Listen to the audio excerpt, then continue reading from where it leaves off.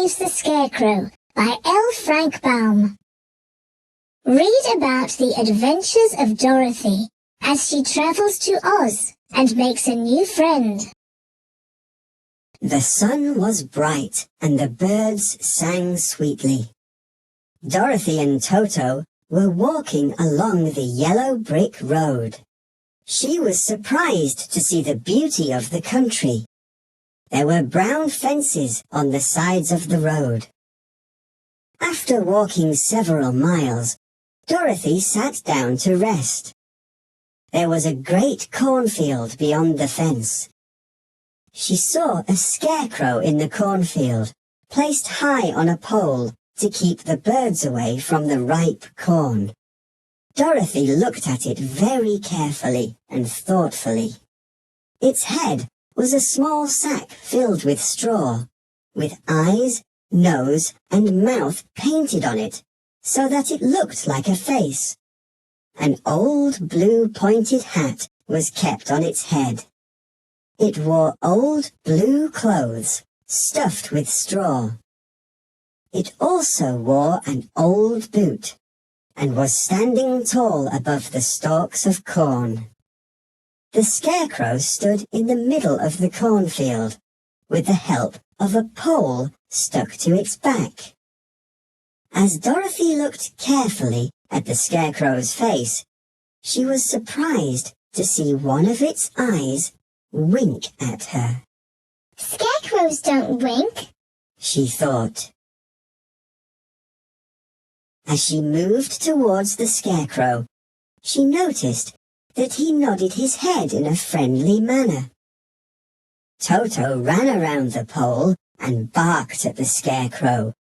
"Good day," said the scarecrow in a deep, husky voice. Dorothy was surprised. Do you speak? She asked in wonder. "Yes, I do, my friend," said the scarecrow. "How do you do?"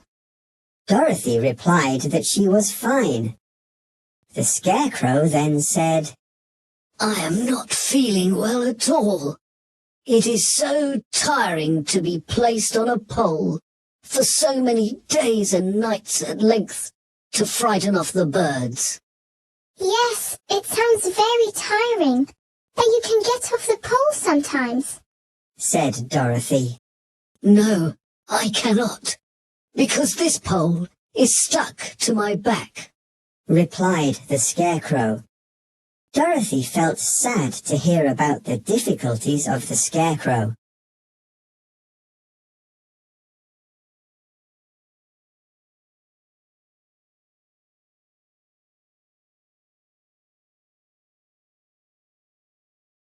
The scarecrow asked Dorothy, "Could you please help me and take me down from this pole? I shall be thankful for your help," she said. Yes, sure. I would be happy to help you. Dorothy reached up and lifted the figure off the pole. She did it easily, as he was very light. The scarecrow thanked Dorothy after he was set down on the ground. As Dorothy continued her journey, she was puzzled to see the scarecrow walking beside her. He stretched himself and yawned, as he was very tired. "Who are you, and where are you going?" My name is Dorothy, and this is Toto. We are not from around here. A sudden storm carried us to this place. We are going to the Emerald City to ask the Great Oz to send us back home, said the young girl. "Where is the Emerald City?" he asked. "And who is Oz?" Don't you know? She asked in surprise.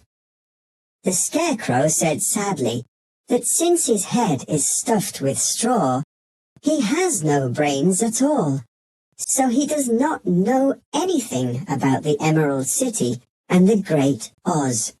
Dorothy felt sorry for the scarecrow. "Do you think that Oz will give me some brains if I go to the Emerald City with you?" he asked. I am not sure if the Great Oz will help you, but you can come with us," said Dorothy. The Scarecrow said, "I don't mind my legs and arms and body being stuffed with straw, because I cannot get hurt. If anyone steps on my toes or sticks a pin into me, it doesn't matter, because I can't feel it. But I do not want people to call me a fool. If my head stays stuffed with straw instead of brains, how will I ever know anything?" Dorothy was listening to the Scarecrow very attentively. "I understand how you feel. Said the little girl. If you come with us, I can ask Oz to help you." "Thank you," He answered happily. They walked back to the road. Dorothy helped him over the fence, and they started along the path of yellow brick for the Emerald City. Toto did not like the Scarecrow.